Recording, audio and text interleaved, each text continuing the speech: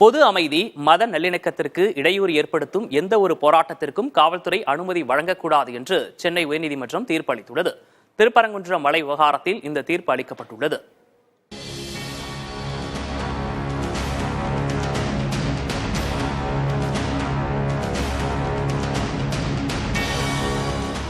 திருப்பரங்குன்றம் மலையை பாதுகாக்க வலியுறுத்தி பிப்ரவரி 18ஆம் தேதி சென்னையில் கந்தக்கோட்டை வரை வேல் யாத்திரை நடத்த அனுமதி கோரி பாரத் இந்து முன்னணி அமைப்பு தாக்கல் செய்த வழக்கை தள்ளுபடி செய்த நீதிபதி இளந்திரையன், இந்திய அரசியல் சட்டம் வழங்கியுள்ள கருத்து சுதந்திரத்தை நாட்டின் இறையாண்மை, ஒற்றுமை, ஒருமைப்பாட்டிற்கு ஊறு விளைவிக்கும் வகையில் தவறாக பயன்படுத்த முடியாது என சுட்டிக்காட்டியுள்ளார்.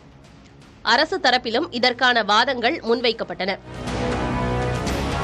1923 பிரிவி கவுன்சில் வரைக்கும் போய் அங்க இருக்கிற சிக்கந்தர் தர்கா, அதுக்கப்புறம் கொடிமரம், நெல்லித்தோப்பு, மலைவழி பாதை இதெல்லாம் முஸ்லிம்களுக்கு பாத்தியப்பட்டது அப்படிங்கிற தீர்ப்பானதையும் அரசு தரப்புல எடுத்து கூறப்பட்டது.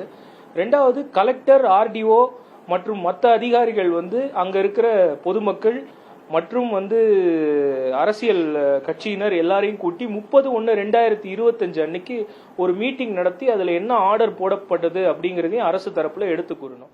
திருப்பரங்குன்றம் மலையில் நடந்த சம்பவம் தொடர்பாக அனைத்து மதத்தினருக்கு இடையிலான பிரச்சினைகள் வருவாய் கோட்டாட்சியர் முன் பேச்சுவார்த்தை நடத்தி சுமூக தீர்வு காணப்பட்டது. இது தொடர்பான தீர்மானத்தை மதுரை ஆட்சியரும் ஏற்றுக்கொண்டுள்ளார். அதனால் திருப்பரங்குன்றம் மலையில் நடந்த சம்பவத்தை கண்டித்து போராட்டம் நடத்த எந்த அவசியமும் இல்லை. அப்படி போராட்டம் நடத்தினால் அது மற்ற மதத்தினரை மீண்டும் தூண்டச் செய்து பொது அமைதிக்கு பாதிப்பை ஏற்படுத்தும் என நீதிபதி குறிப்பிட்டுள்ளார். பொது அமைதி, மத நல்லிணக்கத்திற்கு இடையூறு ஏற்படுத்தும் எந்த ஒரு போராட்டத்திற்கும் காவல்துறை அனுமதி வழங்கக்கூடாது. மத ரீதியிலான பதட்டங்களை தணிக்க காவல்துறையினர் நடவடிக்கை எடுத்து பொது ஒழுங்கையும் மத நல்லிணக்கத்தையும் மீட்டெடுக்க வேண்டும் எனவும் தெரிவித்துள்ளார். திருப்பரங்குன்றம் மலையில் இதுவரை இந்து, முஸ்லிம் மற்றும் ஜெயின் மக்கள் அமைதியாக வசித்து வந்துள்ளனர். ஒற்றுமையில் வேற்றுமைதான் நம் நாட்டின் பலம்.